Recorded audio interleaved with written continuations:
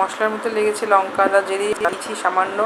তারপর মাছগুলো ধুয়ে নুন হলুদ মাখিয়ে রেখেছিলাম তার সাথে। এবার মাছগুলো আস্তে আস্তে কড়াতে ছেড়ে দিলাম। এবারে গ্যাসটাকে আস্তে করে সিমে করে দেব।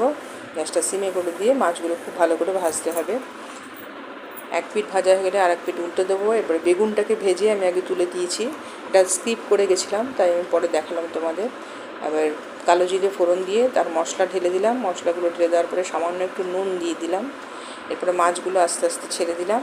মাছগুলো ছেড়ে দেওয়ার পর তারপরে দিয়ে দিলাম তার মধ্যে বেগুনগুলো।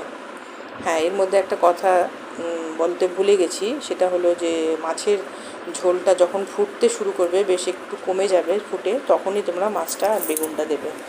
তারপর কিছুক্ষণ ঢাকা দিয়ে দেবো। ঢাকা দিয়ে মাছটাকে একটু রান্না হতে দেবো। কিছুক্ষণ রান্না হওয়ার পর যখন দেখবো গ্রেভিটা একটু গাঢ় হয়ে এসেছে, তখন মাছটাকে আমরা গ্যাসটাকে সিমে করে দেবো। সিমে করে দিয়ে মাছটাকে আস্তে আস্তে ফুটিয়ে তারপর একটা পাত্রে নামিয়ে নিলাম। হয়ে গেল আমার ঠেলা মাছের পাতলা ঝোল।